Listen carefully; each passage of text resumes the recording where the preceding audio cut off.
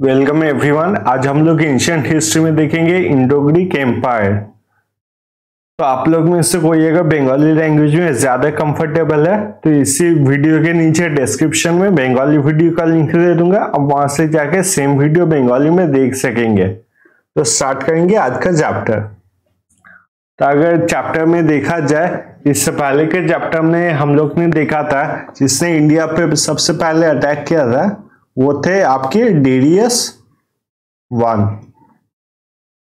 और Darius one के बाद जिसने इंडिया में आके अपना एम्पायर एक्सपेंड किया था वो थे आपके अलेक्जेंडर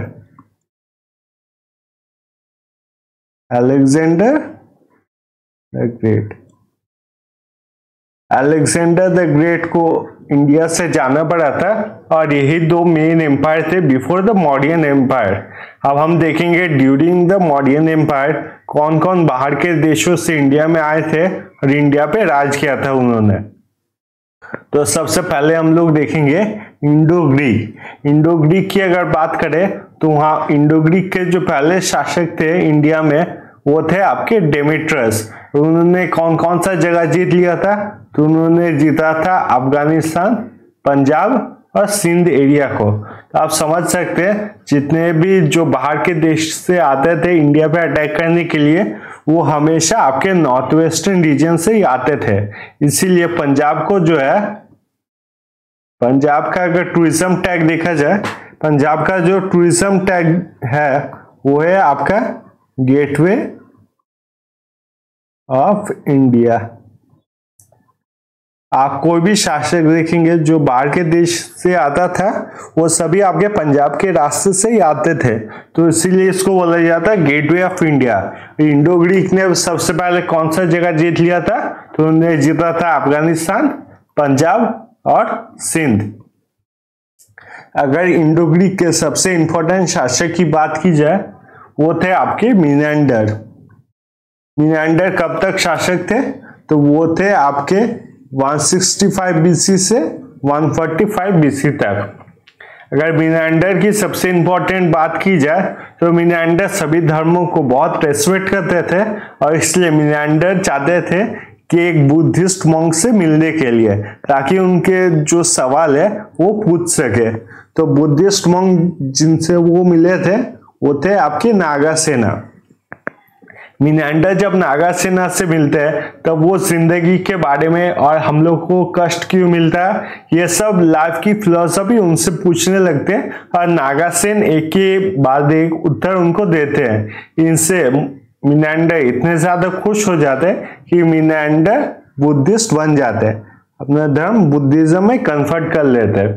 और ये जो दोनों के बीच में बात हुआ था मिनेंडर और बुद्धिस्ट मंक नागासेन के बीच में, ये सब बात रिकॉर्ड है आपके मिलिंद पन्नो में, जो कि एक बहुत इंपॉर्टेंट बुद्धिस्ट लिटरेचर है, मिलिंद पन्नो। अब उनका आर्ट का कंट्रीब्यूशन देखा जाएगा इंडो ग्रीक का। तो सबसे पहला वही थे जिन्होंने स्टार्ट किया था आपका गोल्ड कॉइन्स। इंडिया में गोल्ड कॉइन्स जिसने सबसे पहले स्टार्ट किया था वो थे आपकी इंडो ग्रीक। उन्होंने स्टार्ट किया था कॉइन्स पे फेस और एरा लिखना है। ये क्या होता है? अगर आप कोई भी पुराने म्यूजियम में जाएंगे, मतलब पुराने मतलब कोई भी म्यूजियम में जाएंगे, वो पुराने टाइम के कॉइन्स देखेंगे अगर, तो ऐसे कॉइन्स रहते थे, उसके ऊपर चेहरा रहता था राजा का और नीचे टाइम लिखा रहता था, मान लीजिए 250 बीसी। तो ऐसे जो सिस्टम स्टार्ट हुआ जिसमें ऊपर चेहरा रहता है और नीचे आपका टाइम फ्रेम रहता है, वो स्टार्ट किया गया था आपका ये by the Indo Greek people. अभी भी आप अगर कॉइन में देखेंगे तो ऊपर आपको चेहरा मिलेगा और नीचे आपको कौन से ईयर में वो कॉइन इशू किया गया वही चीज देखने के लिए मिलेगा। तो ये चीज स्टार्ट किया था आपके इंडो ग्रीक ने। उन्होंने अपना आर्ट सिस्टम भी इन्वॉल्व किया था जो कि था आपका हेलेनिस्टिक आर्ट। उनका आर्ट सिस्टम जो था हेलेनिस्टिक आर्ट, इनसे भी काफी जो इंडियन आर्टिस्ट है उनको उन्होंने इंस्पायर किया था। इंडो ग्रीक आर्ट का अगर सबसे ज्यादा एग्जाम्पल देखा जाए तो फिर आप गांधार के कल्चर में देख सकते हैं। गांधार के कला में जिसमें मेनली आपके गौतम बुद्ध के स्टैचू बनाए जाते हैं, उसमें आप काफी इन्फ्लुएंस देख सकते हैं इंडो ग्रीक आर्ट का। और वो पहले थे who dropped curtains in play। तो अभी कोई भी नाटक होता है तो उसमें देखते हैं एक सीन के बाद, मान लीजिए एक सीन है, सीन 1 के बाद जब दिखाया जाता है सीन 2, उसके बीच में आपका कर्टेन्स ड्रॉप किया जाता है, यानी कि पर्दा ड्रॉप किया जाता है ताकि दिखाने के लिए वो सीन खत्म हो गया है। ये भी स्टार्ट किया था इंडो ग्रीक में। उसके बाद हम लोग पढ़ेंगे शाकास के बारे में। शाकास के अगर बात करें तो शाकास थे आपके सेंट्रल एशियन ट्राइब। टोटल आपके 5 ट्राइब थे जो कि सभी आपके शाकास थे। इनमें से जो सबसे इंपॉर्टेंट शासक था वो था राजा रुद्रदमन। राजा रुद्रदमन ने संस्कृत लैंग्वेज जो कहीं ना कहीं दब गया था, क्योंकि ज्यादातर राजा जो है वो सब पाली लैंग्वेज या फिर प्राकृत लैंग्वेज और दूसरे लैंग्वेजेस यूज करने लगे थे, तो आस्ते आस्ते संस्कृत की जो वैल्यू है वो कम होने लगी थी। पर राजा रुद्रदमन ने फिर से आपका संस्कृत लैंग्वेज को ऊपर लाया था। और ये संस्कृत लैंग्वेज को ऊपर कैसे लाया था उन्होंने, तो राजा रुद्रदमन के बारे में जहां भी कुछ लिखा जाता था वो सब आपके संस्कृत लैंग्वेज में लिखा जाता था। राजा रुद्रदमन की अगर बात की जाए, उन्होंने कौन सी लड़ाई लड़ी थी और कैसे जीती थी, ये सब लिखा हुआ है आपके जूनागढ़ इंस्क्रिप्शन में। और जूनागढ़ इंस्क्रिप्शन कौन से लैंग्वेज में, तो संस्कृत लैंग्वेज में। वो पहले शासक थे जिन्होंने संस्कृत में अपना रॉयल इंस्क्रिप्शन लिखा था। मतलब अपना जितना भी कहानी है या फिर उनके बारे में जितना भी नॉलेज है वो सब वो पहले थे जिन्होंने संस्कृत में लिखा था। उन्होंने हराया था आपके गौतमीपुत्र सतकर्णी को। तो गौतमीपुत्र सतकर्णी की अगर बात की जाए, गौतमीपुत्र सतकर्णी आपके सतवाहना के सबसे इंपॉर्टेंट शासक थे। सतवाहना डायनेस्टी जो थी उसके सबसे इंपॉर्टेंट शासक थे आपके गौतमीपुत्र सतकर्णी। और ये कहाँ के राजा थे, तो फिर ये थे आपके डेक्कन के राजा। इनको 2 बार हराया था आपके किंग रुद्रदमन ने। फिर बाद में अगर शाकास की बात की जाए, शाकास को हराया था आपके चंद्रगुप्त II ने। चंद्रगुप्त II ने शाकास को हराने के बाद कौन सा टाइटल लिया, तो फिर टाइटल लिया विक्रमादित्य। विक्रमादित्य कौन है, ये है आपके चंद्रगुप्त II। ये चंद्रगुप्त 1 नहीं है, चंद्रगुप्त II। तो शाकास को हराने के बाद उन्होंने अपने आप को टाइटल दिया था विक्रमादित्य। और उसी टाइम पे स्टार्ट किया था उन्होंने कैलेंडर जिसका नाम था विक्रम एरा, जो स्टार्ट हुआ था 58 BC को। अब हम लोग देखेंगे साइको पार्थियन या फिर पहलवास।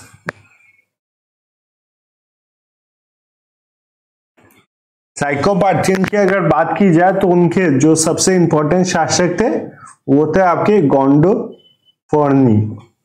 गोंडोफोर्नी थे उनके सबसे इंपॉर्टेंट शासक। और उनकी कैपिटल की अगर बात की जाए तो उनकी कैपिटल थे तक्षशिला में। उनके टाइम पे आपके सेंट थॉमस आए थे ताकि इंडिया में आपकी क्रिश्चियनिटी को स्प्रेड किया जा सके। तो साइको पार्थियन बस इतना ही है। जो इंपॉर्टेंट 2 क्वेश्चन है कि उनके राजा कौन थे, तो गोंडोफोर्नी और सेंट थॉमस किसके टाइम पे आए थे, तो आए थे आपके साइको पार्थियन के टाइम पे। फिर हम लोग देखेंगे कुशानास, जो कि आपके सबसे इंपॉर्टेंट एम्पायर है। कुशानास की अगर बात की जाए, ये भी आपके सेंट्रल एशिया के ट्राइब थे। ये कुशानास भी अगर देखा जाए तो टोटल में आप इनके 5 ग्रुप है। और सबसे इंपॉर्टेंट जो ग्रुप्स थे वो थे यूची और टोकरी ट्राइब, सबसे इंपॉर्टेंट।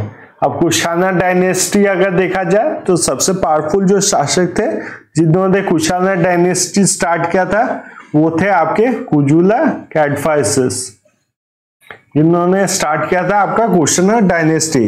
इनके बाद इनके बेटे आए जिनका नाम था आपका भीम कैडफाइसिस। और भीम कैडफाइसिस पहले शासक थे क्वेश्चनर्स में जिन्होंने स्टार्ट किया था आपका गोल्ड कॉइन, और ये थे एक डिवोटी ऑफ शिवा, तो महादेव शिव के ये भक्त थे। इसके बाद इनके बेटे आए जो कि थे आपके कनिष्क, और कनिष्क ने स्टार्ट किया था शाका एरा। साका एरा जो स्टार्ट हुआ था वो स्टार्ट हुआ था आपके 78 एडी में, और साका एरा से हम लोग के इंडिया में जो अभी नेशनल कैलेंडर यूज किया जाता है, नेशनल कैलेंडर, वो आके साका एरा से बना है। It is use for the calendar system by the government of India. अगर कनिष्क की बात की जाए तो उनके दो कैपिटल थे, एक था उनका पुष्पुरा और दूसरा था उनका मथुरा।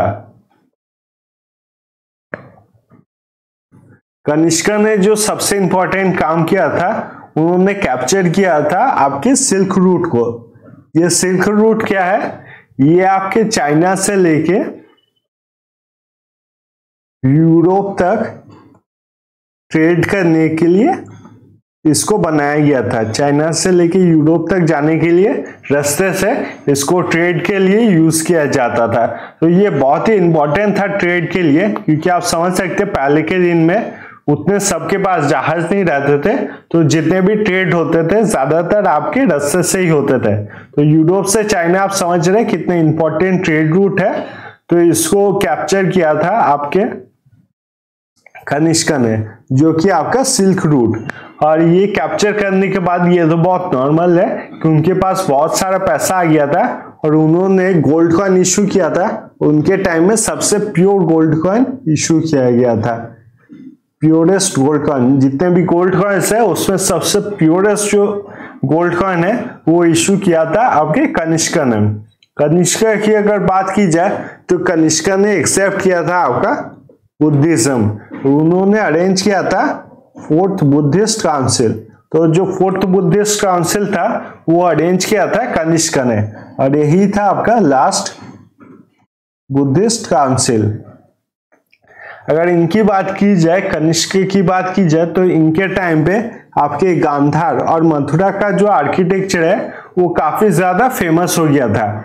गांधार, जैसे कि हम लोग ने पहले ही पढ़ा था कि इंडो ग्रीक आर्किटेक्चर का बहुत ज्यादा इन्फ्लुएंस है, और वहां पर मेनली आपके गौतम बुद्ध का जो स्टैचू है वो सब बनाया जाता है। अगर मथुरा आर्किटेक्चर की बात की जाए, मथुरा आर्किटेक्चर आपके इंडियन सिस्टम ऑफ आर्किटेक्चर से इंस्पायर्ड है, और वहां पर मेनली आपके जैनिज्म के या फिर महावीर जैन के आपके सारे स्टैचूज बनाए जाते हैं। अब हम लोग देखेंगे कोर्टियर्स। इसमें हम लोग देखेंगे कि जब कनिष्क राजा थे तो कौन कौन से इंपॉर्टेंट लोग थे जो उनकी कोर्ट में काम करते थे। सबसे पहले अगर हम लोग बात करें तो सबसे पहले आते हैं आपके अश्वघोषा। अश्वघोषा ने क्या किया था? उन्होंने लिखा था बुद्ध चरित्र।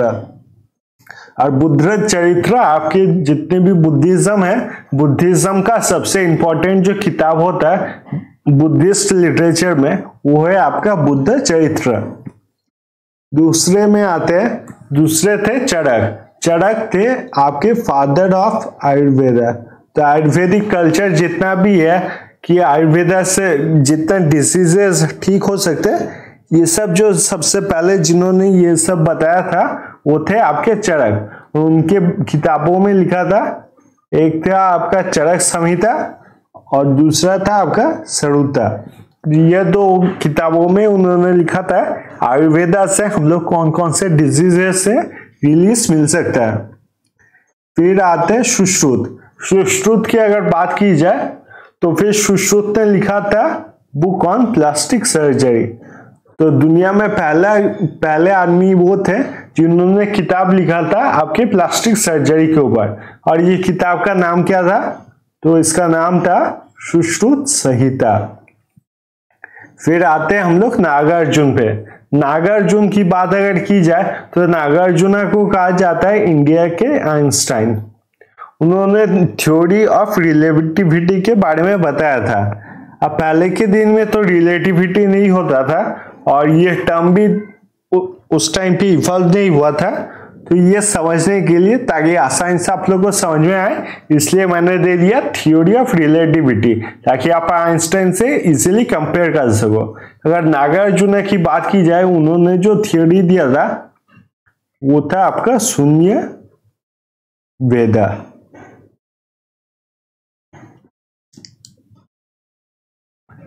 आज का चैप्टर बस यहीं तक था। अगर आप लोग को वीडियो अच्छा लगा हो तो काइंडली चैनल को सब्सक्राइब कीजिए, इससे मुझे काफी सपोर्ट मिलता है।